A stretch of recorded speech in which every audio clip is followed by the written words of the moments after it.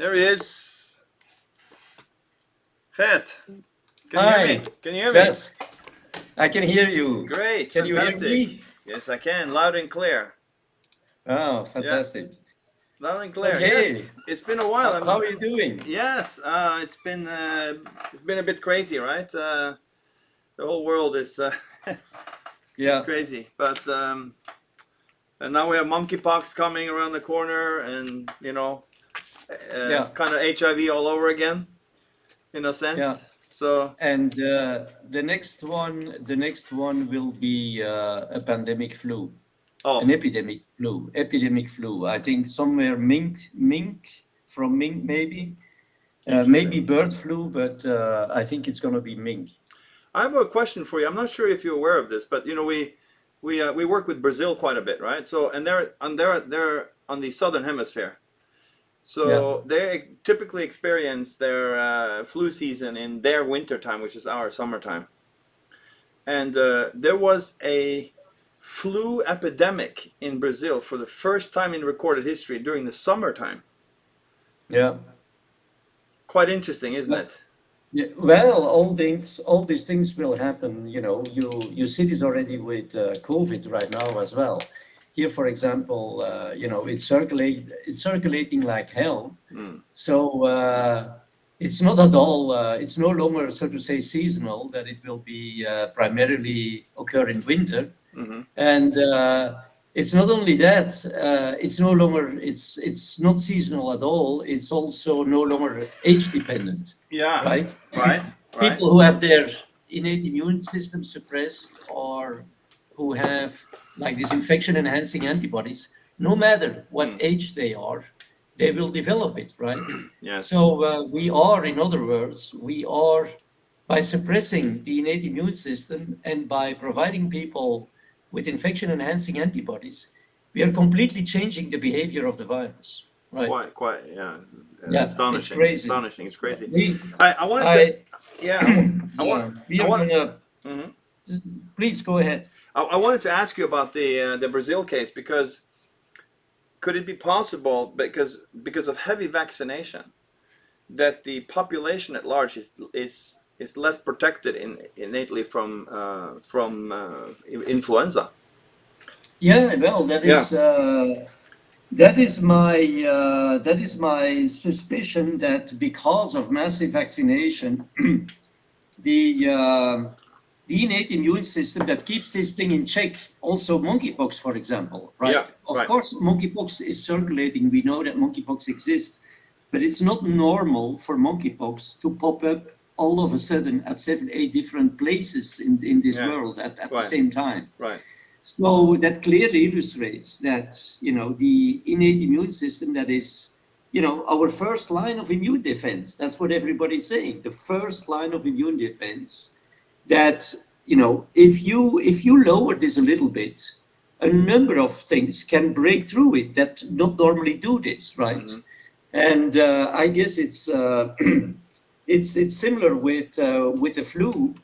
And yeah, I'm really afraid that we could have a flu that is going to have an antigenic shift, right? Hmm. Not just a drift, and that is going to take advantage of the lowered innate immune defense to massively attack the population.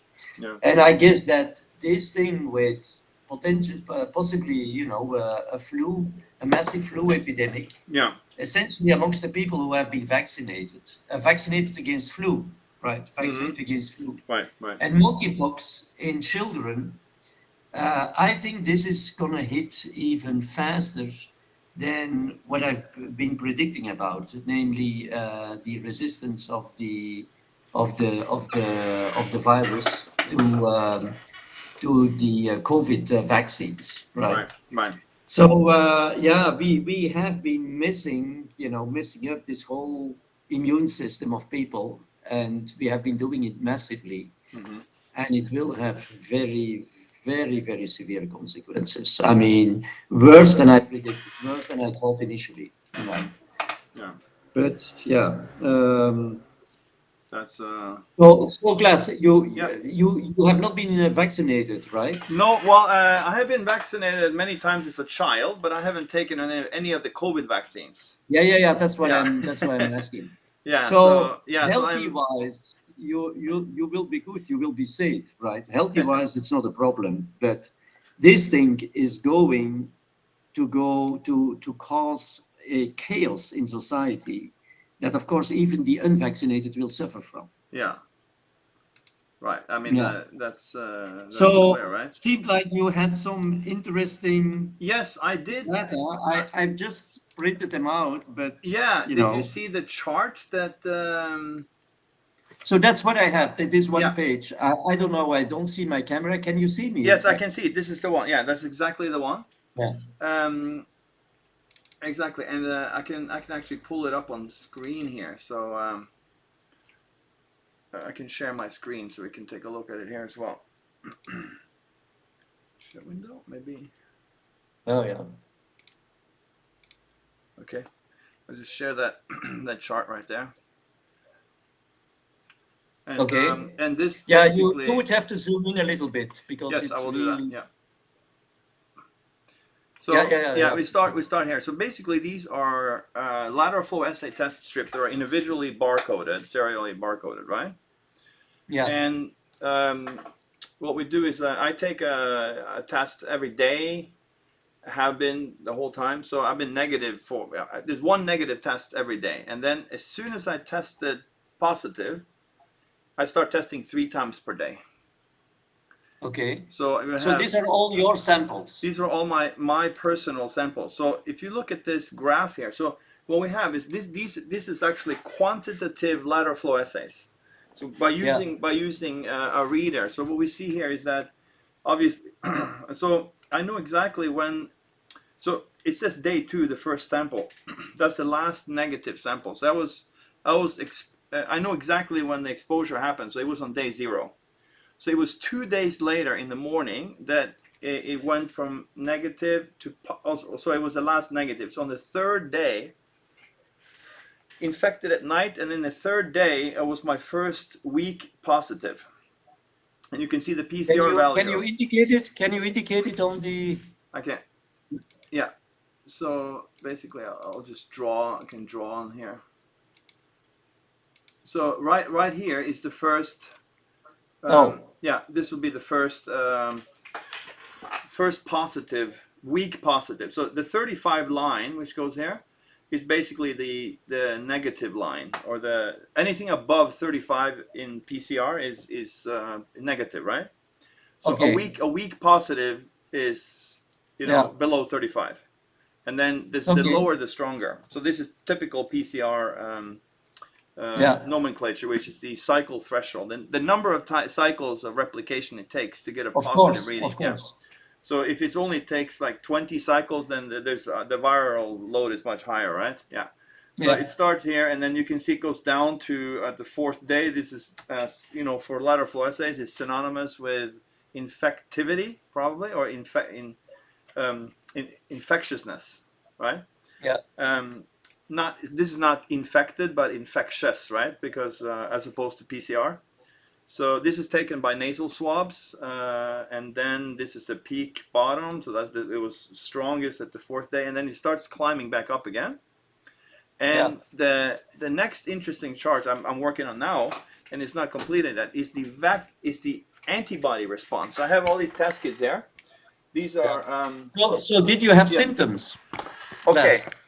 I had zero symptoms. I did not have.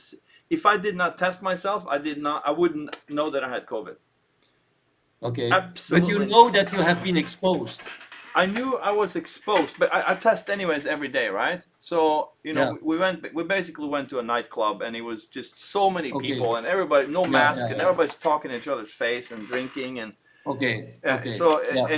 and after the event, everybody who went to that party basically got got COVID, right?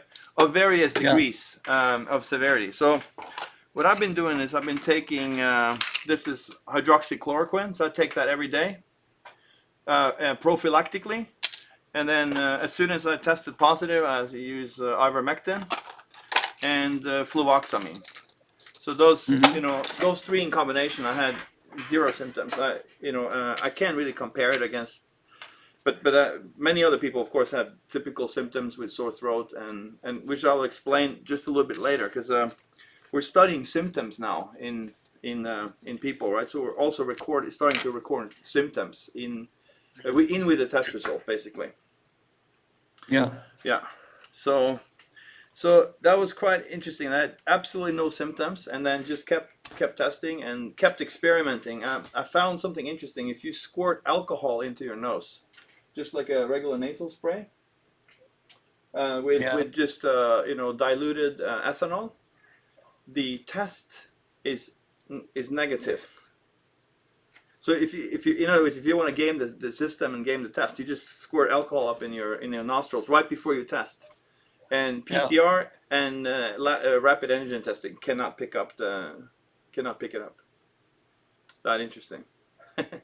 Yeah, well, but what I heard is that you have a similar effect when you do this nasal washes, for example, with iodine, povidone iodine. Mm-hmm. But I guess with alcohol, ethanol, diluted alcohol is probably stronger, or but it's a trick if you need to have your PCR test taken and you want it to be negative, then people tell you to do the nasal washes just before you go, right? Like 6 hours before, because it will turn out negative. Yeah. So so the same with alcohol, with ethanol. Yeah. And we did a clinical trial back in more than a year ago now that compared nasal swabs to saliva. And we did not have a good result with saliva. Saliva is just not, there's not enough, it's hit and miss. There's a lot of positive cases that doesn't get picked up by using saliva testing. But that was quite interesting, kind of expected in a sense. But that's even more susceptible to alcohol use, right? So you can wash your... So you tested positive for about 3 weeks, right? I tested positive for 9 minus 3 days, so that's 6 days. Oh wait, 5. Oh yeah, I see. Yeah. Because the day 0 of infection is outside the chart, right? There's no need to show negative. So, but here comes the very interesting thing, Gert, is that if I can explain to you a little bit about Taiwan is probably famous mostly for electronics industry and semiconductor. So they have massive amounts of foreigner workers that work in Taiwan from Indonesia, Philippines, Vietnam, those countries. And they live together in dormitories. And these factories have been terrified of COVID. So they have basically locked these people in to their dorms and don't let them leave because they're so afraid if they get COVID into the factory. And this has been the case for the 2 years it's been going on, right? Until... Oh, really? So these factories are nobody. Well, the factories are out of business then. If the factories were shut down, right? I mean, you have the semiconductor business. If Taiwan shuts down, the whole world, shuts down for semiconductors and car parts and microcontroller. And now it's already so backlogged, right? For example, medical equipment, syringes, and all this stuff that's produced here is just massive, right? So the factories are terrified of shutting down because all the machinery you can't just flip them back on. Right? There's lots of machinery that has to be heated up and sterilized, and it's just a huge process, right? They lose tons of money. So they've been really careful about and one of the things they've been so careful about is make sure everybody's vaccinated as much as possible, because they want to protect the workers from getting COVID, of course, right? So there's 100% vaccination rate and 100% compliance by these poor factory workers who come in and they have no choice. Either they get paid, $10 a day, and then or they have to leave. They have to comply. So it's awful. Yeah. So, and of course they're not academically, they can't protest, right? I mean, they don't know what's going on. So what's interesting is that very, very heavily vaccinated groups of people who live in close quarters, right, with limited air circulation.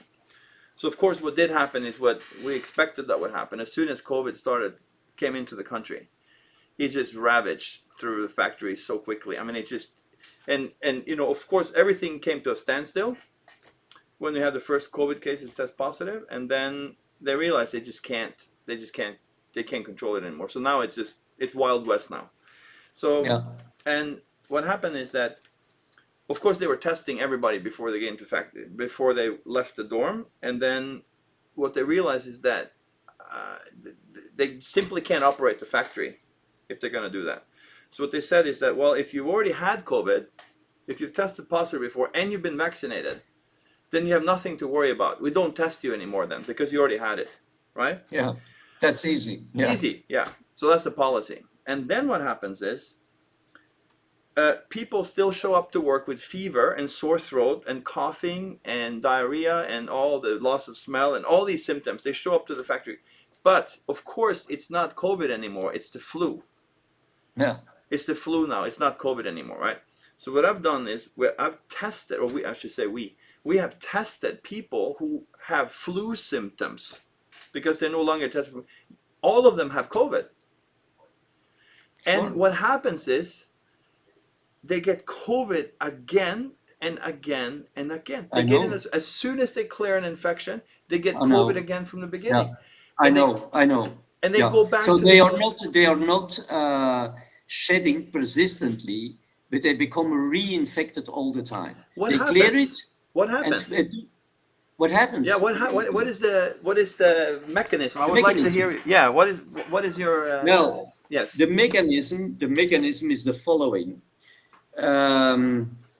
You have when you get infected, of course, your innate immune system can clear some of. I'm first talking about a normal process in somebody who is not vaccinated. Okay? Right. Yes. Yeah. So you get COVID, so you get any coronavirus, and to some extent, your innate immune system will clear the virus, will eliminate the virus. Right. But of course, if the virus breaks through your innate immune system, yeah, then it can still you get the disease. You can be moderately ill, for example. Mm-hmm. And when you recover from the disease, that means that cytotoxic T cells eliminate the virus. Mm. These cytotoxic T cells have no memory. Mm. That is interesting. Right. So no memory. So next time around, you cannot rely on those, but they do clear the virus. So you get the virus and your innate immune system clears it. You're not going to have symptoms, maybe a little bit mild symptoms, and you're just fine. Mm. Same scenario, you get the virus, it breaks through your innate immune system, you will get you will get moderate disease, you can be in bed, you will have typical symptoms. But then when you recover from the disease, and that sometimes happens after 4 or 5 days, way too early for functional antibodies to be produced and to be capable of neutralizing the virus. Yeah. So what takes care of the virus? These are the cytotoxic T cells. Right. And those will always be active. So what happens normally is that if somebody then recovers, antibodies will build as well, ultimately, right? So next time around, when you get infected, you have a trained innate immune system, which is completed, which is in fact supported by fully functional neutralizing antibodies. That will protect you, most people, against the disease completely, right? But what happens now if you're vaccinated? Of course, your innate immune system is completely disturbed. It is even suppressed. So that means that the virus breaks through your innate immune system. And you will see, Klaas, that now many people, the vast majority of those who have been vaccinated, they are no longer asymptomatic. Right. They're no longer asymptomatic. Right. They may have mild to moderate disease, but they're no longer asymptomatic. So the virus breaks through the innate immune system, but it can still be cleared. It can still be cleared by the cytotoxic T cells, right? And there is a system which I have explained in a paper that I put on my website. that right now, to some extent, the non-neutralizing antibodies still protect against severe disease.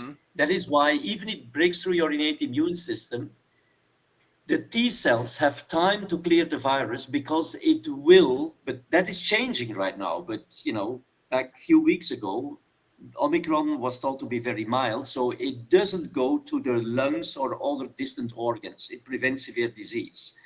So that means because that doesn't happen, the cytotoxic T cells have time to clear the virus. But there is no memory of this. There is absolutely no memory. The innate immune system didn't get trained. Right. It was suppressed in the Right. first place.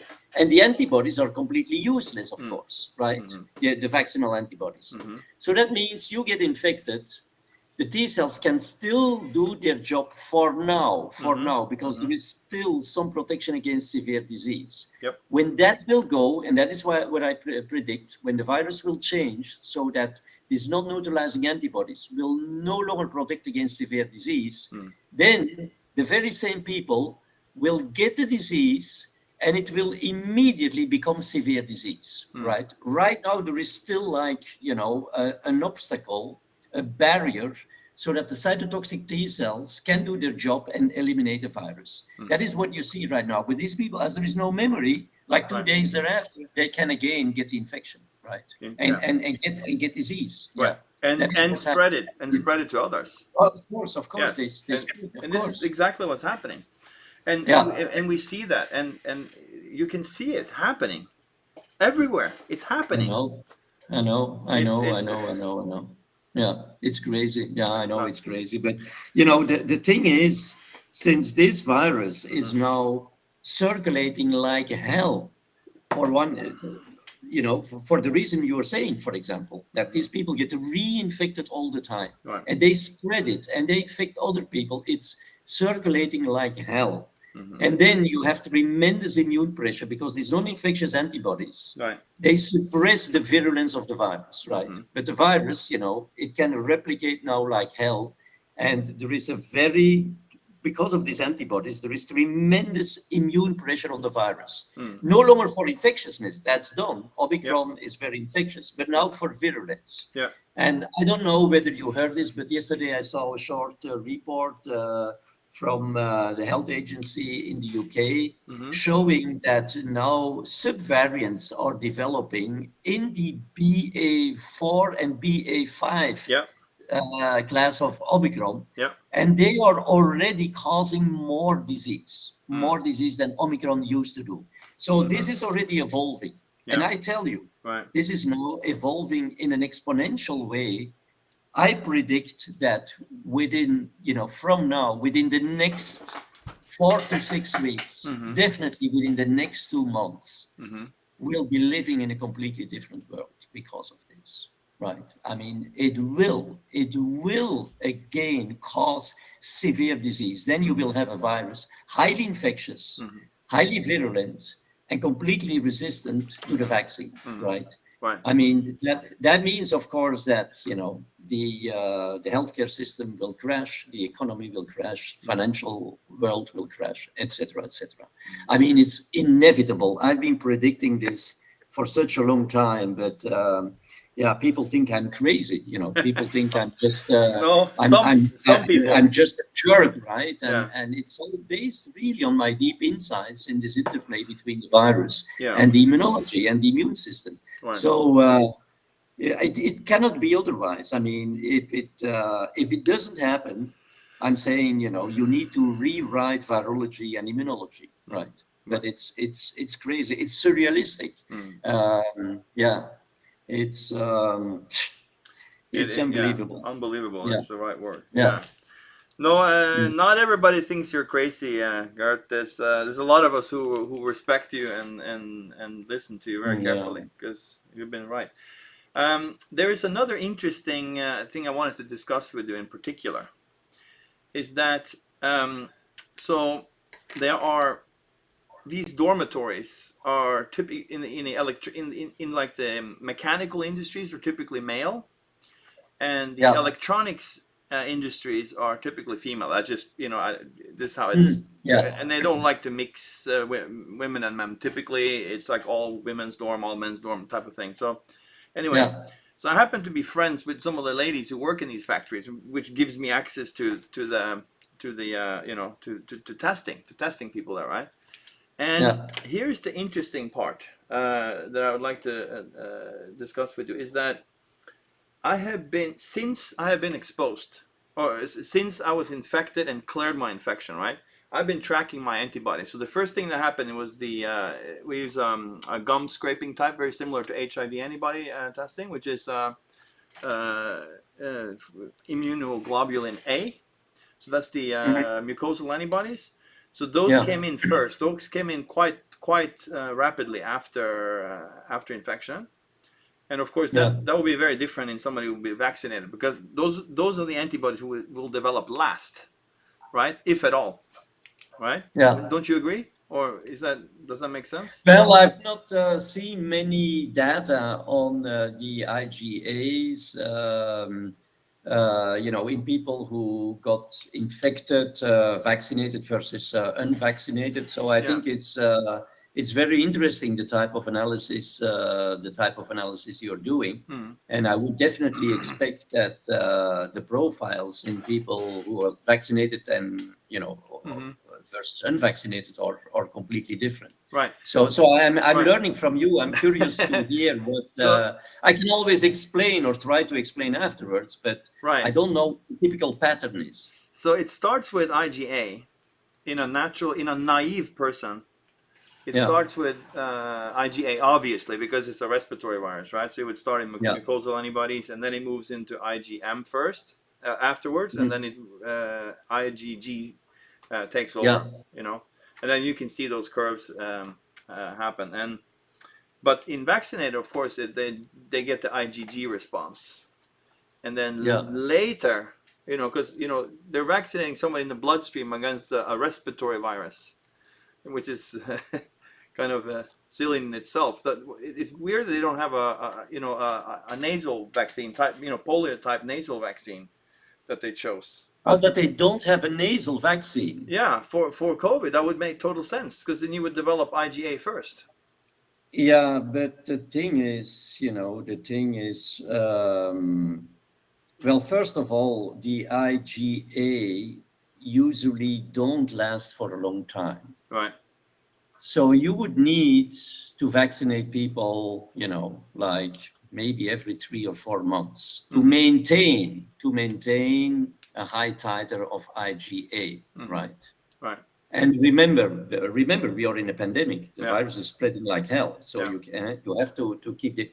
The second thing that nobody's thinking about is that if you do this, ideally you would use, that's what most vaccinologists would propose, with a kind of live attenuated. Absolutely. But the live attenuated will be shed, because alive. You may have the same problem that we are experiencing right now with poliovirus, right? Right. That we are now having epidemics in several different countries. Of course, but nobody's talking about this because the focus is all on COVID. Right. We're now having epidemics of the of virus, live virus, of course, that is derived from the oral poliovirus, right? Right. So the problem is if people start to shed this virus, and in the meantime they are developing antibodies, and they will, unless you would vaccinate them all the time, what is almost impossible. But if they start building against these antibodies, and there is always the problem of the immune escape. That is the issue with a live attenuated virus. That is the issue, and that is also what has been the problem with polio. So first of all, of course, as a mechanism, it is superb. We know that as vaccinologists, but the IgA don't last for a long time, and if you are continuously, or you have or at risk of being continuously exposed, you would need, to administer it frequently. So via spray, etc., you could say it's not a problem, but you're also going to shed it, right? Yeah. Right. And that is that may be more problematic. Yeah. So here's what's happened, Gert, is that I actually I had one of the, I started experimenting with different ways of getting infected. So I actually I had one of the ladies that tested positive for COVID spend the night with me. And who tested positive and was vaccinated? Who was ultra vaccinated, so 3 shots and a booster, right, in a factory, and who's been circle infected for a week, for several months, right? Who didn't need to test anymore because it must be a flu, because it can't be COVID, because you already had COVID and you've been vaccinated, so it's got to be something else. So they just stopped testing. Of course, I tested her, and she tested strong positive. I mean, this is her. I wrote it on the back here. So this is very strong. I don't know if you can see that, but it's strong positive, right? And then I tested myself the next morning, and I tested weak positive the next morning, just the next morning, that quickly. Yeah. And then later that night, I tested negative again, which is bizarre, right? So I actually got enough exposure that I tested positive the next day, very weak positive. But then it cleared, and then from then I was testing negative. So I started experimenting with exposure to COVID. You're continuously under hydroxychloroquine. No, I've stopped taking that now. Yeah. Once my infection cleared, I've stopped. Yeah. Oh, okay. So you cleared it. So it had nothing to do with antivirals. No, that's for sure. Right. So that's what I wanted to experiment with, to see. Right. So as soon as as soon as I become negative again, I stopped any kind of drugs. I don't take any drugs anymore now. Nothing. So I'm completely. So I've been exposed 3 times by 3 different COVID positive people that's been confirmed positive, and in one case I was able to test weak positive for a short while. So it seems to me that being unvaccinated and exposed gives you protection against reinfection, whereas the heavy vaccinated are continuously circle infected. But have you ever developed mild symptoms? No. Since the COVID pandemic? Absolutely, completely asymptomatic. But I do take C and D3 vitamins. I've been very healthy with the vitamins. Do you believe that's important? Vitamin D, for example? No. I do think it's important. I do think that it's not just a matter of thinking. I think this is just proven. This is pure science that the best way to tackle this virus is to strengthen as much as you can your innate immune system. Right. If you're vaccinated, per definition, you can no longer do this because per definition it's suppressed. But if you're not, everything that like all these things that of course the public health authorities seem to be laughing about, and even more so industry, that like nutrition, like healthy lifestyle, healthy food, vitamin supplements, exercise, no overweight, physical and mental health, etc. Extremely important. And then that's why I'm always saying, the more you will encounter the virus as an unvaccinated, the better you will be protected. So but look, it's very, very easy. Your innate immune system gets trained. If I ask you to lift, like 80 kilograms above your head, you will probably not be able to do this. But if you start training, first week you do 30 kilograms, week thereafter maybe 40, etc. You increase gradually. Ultimately, in no time, you will be able to lift that 80 kilograms. So that is one way of doing this. The other way is to take an enhanced training program, right? Where very intensively you train to be able to lift these 80 kilograms within 3 days. That is when you get moderate symptoms, when you get a disease and you recover from the disease. Right. Then your innate immune system got a very, very decent training, right? Right. All people who have been going through this intense training, or like you, who trained very progressively, right? They will certainly not get severe disease. They can get mild disease, and they can only get moderate disease when, for example, their innate immune system gets suppressed, because all of a sudden, for example, they were very exhausted, or they took a lot of alcohol or things like this. So even if you're very well trained, but you have a hangover, you didn't sleep the night before, and you are exhausted, Right. although your muscles are trained to lift this 80 kilograms, that very day you will not be able to do it, right? Right. Because you're just not in good shape. Right. You understand what I'm Yeah, saying? So I understand. if you're well trained, on top, it's very important that you keep in good shape, because otherwise you will not be able to exploit the fruits of your training. Right. You see what I'm saying? Right, I see. So that's one thing. Right. The unvaccinated will do better and better with this virus. Will deal better and better. Whereas for the unvaccinated, will be exactly the opposite. Will be exactly the opposite. Does that make sense? It makes perfect sense. Yeah. So does that mean that over time, if you've been unvaccinated and been exposed, would it be a good thing to be regularly exposed to the new variants as they come out to help? What I would avoid, not that you're going to die or that you're going to get severe disease, but of course there is always a limit. If you get exposed to a really high viral load, it's like all of a sudden somebody asks you not to lift this 60 or this 80 kilograms, but they ask for 100 kilograms. Maybe you will still be able to do this thanks to your training. But if they come with 150 kilograms, it's going to be a no-go, right? So I'm still recommending the unvaccinated to stay away really from this, big crowds when they are indoors, of course, right? Because that's a big challenge. Not that you're going to get severely ill, but you could get a disease. You could get moderately ill.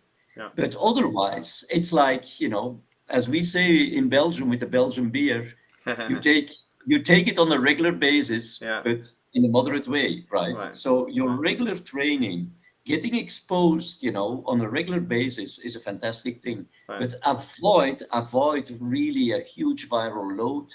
Like, of course, like in nightclubs, you could have it. And some people will resist to it without any problem, but other people may get a few days ill after that, even being unvaccinated. Yeah. Very interesting. No, that makes total sense. Yeah. Thank you for that. That's a good analogy. Yeah, no problem. Yeah. Great. So okay, so very how good. Are your test systems doing? Shortly. Yeah, so with the things are we're developing more and more test kits. A lot of antibody test kits. We're developing dengue, malaria, Zika. Okay. Yeah, also on quite a few pregnancy test kits, which are important for. They're used prior to surgery because of anesthetics, right? So they want to make sure that women are not pregnant before surgery, so they always get tested for pregnancy. So it's more and more test kits. Of course, now monkeypox. There's Singaporean companies coming out with the monkeypox test kits. There's a lot of questions about this. So just got to keep working. You will see the monkeypox. I think you will see the monkeypox primarily popping up in children. Really? Yeah. Really? Okay. I expect especially this to occur in vaccinated children, in children that are vaccinated against the childhood diseases, regardless of their COVID vaccination, so even unvaccinated children that have been vaccinated, of course, with the childhood vaccines. are, according to my analysis, going to be susceptible. Interesting. Whereas with regard to the flu, an antigenically shifted flu, it's essentially those who have been vaccinated against the flu, regardless of their COVID vaccination, who are going to be susceptible. I mean, I cannot prove this, but we will see. We will see. So right now we have the monkeypox. Is it going to spread? Yes, definitely. It is going to spread. And I think especially the younger population, first of all, they are not vaccinated anymore against, smallpox, etc. But essentially, so the younger children all children got their childhood vaccine. So it's basically all the younger children. And yes, with regard to the influenza, because nobody's talking about this, but I expect a mink flu or a bird flu to pop up within the next weeks and months, and essentially cause an epidemic, not a pandemic, an epidemic in those who have been vaccinated against influenza. Right. Wow. Right. It's complex. It's complex. Is it because of the similarity, and is it the it's because of the similarity and the non-similarity. If you have been vaccinated against flu, you have some antibodies against the seasonal flu. Yeah. But when there comes an antigenic shift from an animal reservoir, the antibodies that people have that are vaccinated, they will promote immune escape. And the shift will be the ideal, will be the one that has a competitive advantage, of course, in that context. So this is really taking a shortcut, but maybe you understand a little bit the sense of what I'm saying. Exactly. Yeah. Oh, it makes perfect sense. Yeah. So that is what I think we are going to see. So Klaas, I mean, it's all negative news, but for your business, it's probably all positive news. Yeah. Well, for us, it's we're altruistic about this. We just want to do diagnostics to help and test and bring it to more people and make it inexpensive. And what's happening too, I don't know if you see this, but there is discouragement against antibody testing everywhere. Yeah. The doctors here, they're terrified. You can't ask for antibody test.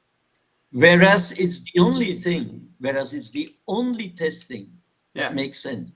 Because remember, I'm always saying, you cannot end a pandemic without curbing the chain of infection. Right.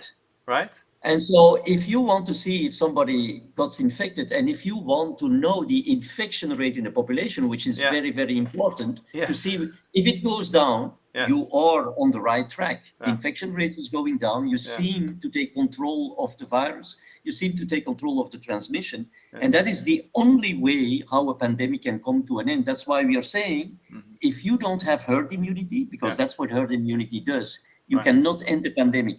So all this bloody testing doesn't make sense for me. The only testing that makes sense are the antibodies. Absolutely, and that's exactly what we're doing now. Let me ask you, what about chicken pox vaccination or other pox vaccinations? Like I think we got that as in teenagers in Europe, right? Back in I was born in 72. But chicken pox has nothing to do with the other pox, right? Chicken pox is varicella, right? So that is pretty harmless. So that is pretty harmless. So you don't think it's part of the childhood? It's certainly in the US, it's part of the routine childhood vaccinations with the MMR, measles, mumps, rubella, and varicella. So it's MMRV. Right.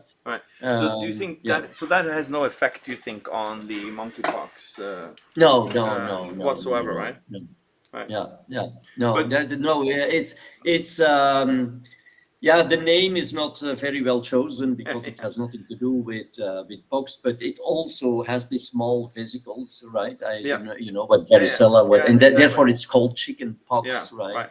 But, and it's just a misnomer because of the blisters that. Yes, but you do see we've seen now an upswing in, for example, shingles after vaccination. And this everybody's got shingles now. That is the other thing I wanted to say. You're going to see, in terms of epidemics, I'm expecting epidemics of monkeypox, Uh-huh. especially in young children and Mm-hmm. the younger population. On top, you will see activation of essentially herpes Mm-hmm. viruses. Yes. In Right. the people, in the older people, these are primarily those who got vaccinated against the flu, right? Right. You will see, as I was saying, Right. epidemics, not pandemic, epidemics of animal flus, Mm-hmm. mink flu or bird flu. And in this elderly population, you Mm-hmm. will also see what we are seeing already, more cancer. Really? Oh, Yeah. that's So oh yeah, yeah, that's very well known. yeah. So in terms of the epidemics, Mm-hmm. in the younger people, Mm-hmm. monkeypox; in the older people, animal flu. Mm-hmm. In terms of a general phenomenon, Mm-hmm. regardless of vaccination against previous diseases, you will see, due to immune suppression, more herpes Mm-hmm. being reactivated Right.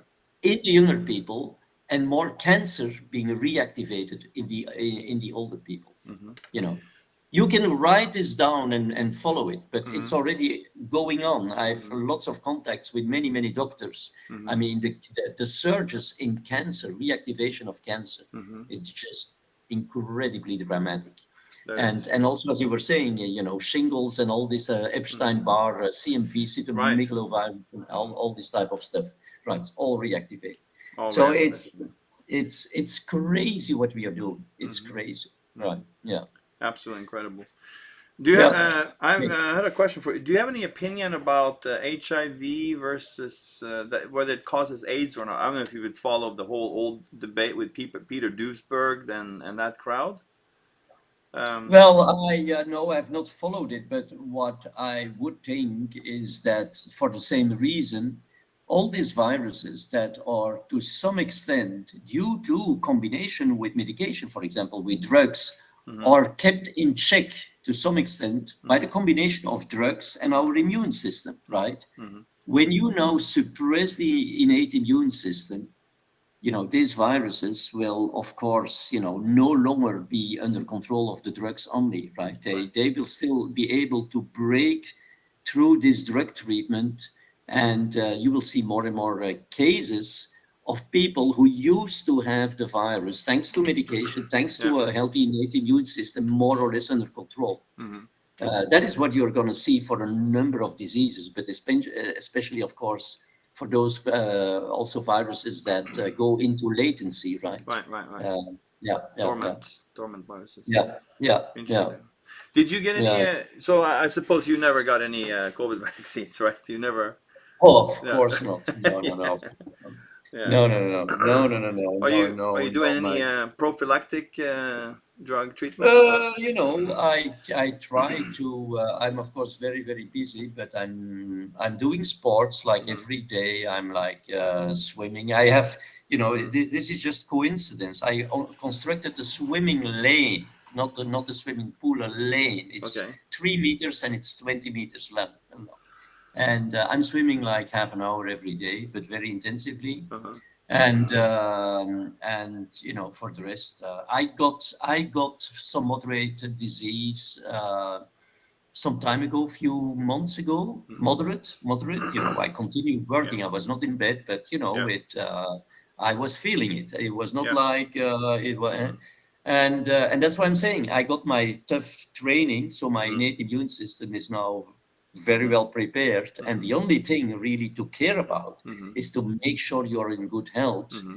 And Right. you don't have the combination of like being very exhausted, not sleeping, and then going into these dancings, for example, where you have hundreds of people in a small, poorly ventilated Right. room. Right. That could, of course, make Yeah. you susceptible. But Right. I'm not at all. Not at. I know that I'm not going to get it. Mm-hmm. Right. Right. None of the non. You will be able to follow this in hospitals, that Mm-hmm. fewer and fewer people, Mm-hmm. even those that are in principle vulnerable, Mm-hmm. right, Mm-hmm. will land in the hospital provided they are not Mm-hmm. vaccinated. Mm-hmm. You know, Right. you Right. can write this down. You will be able to follow this. Mm-hmm. For the vaccinees, exactly the opposite will Mm-hmm. happen.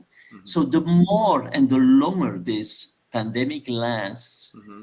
the fewer precautions the unvaccinated need to take, Mm-hmm. right? And I would really limit it to, take care of your health in general Right. and avoid extreme situations, Right. as I was, Exactly. Yeah. Makes sense. yeah, That makes yeah. sense. Great. Well, You're a busy man. good. Thank you for your Yeah, advice yeah, and your expertise and your service to the world. yeah. You've Well, been. I see you everywhere, popping up on videos and all kinds of. I know It's people, great. it's more and more people feel like something is not going into the right direction. And it's now also, it has been stated also by public health authorities in England that this virus will not transition into a common cold, right? Yeah. That Right. it's going into the other direction. Mhm. Right. So, but right now, I'm still finishing a very important and difficult article on herd immunity. Okay. But then I will start to organize myself, Mm-hmm. my family, my friends, right, to be prepared for the chaos. Mm-hmm. Because I predict that within a few weeks or months from now, Mm-hmm. we are going to start seeing tremendous chaos, and it will start with the hospitals collapsing, right? So, yeah, that's not very good news, And but this is on top of the cryptocurrency crash, the inflation, the interest rates yeah, being adjusted up. So I mean, this is bad news on it's top all of already connected. bad news. Yeah. It's Yeah. all connected, of course. Yeah. It's all connected, Right. right? Financial world, economic world, social. I'm always saying, class. I mean, Yeah. one day we will find each other maybe somewhere in Africa. Africa will win this game, Mm-hmm. right? Mm-hmm. Why? Because they're not vaccinating. Mm-hmm. Just in the north and in the south, but even South Africa, Yeah. vaccination rate is still very relatively low. Yeah. And of course, they're having some cases, but they are not seeing these huge waves of Omicron, Yeah. etc. And they're basically developing herd immunity, Mm-hmm. right? Mm-hmm.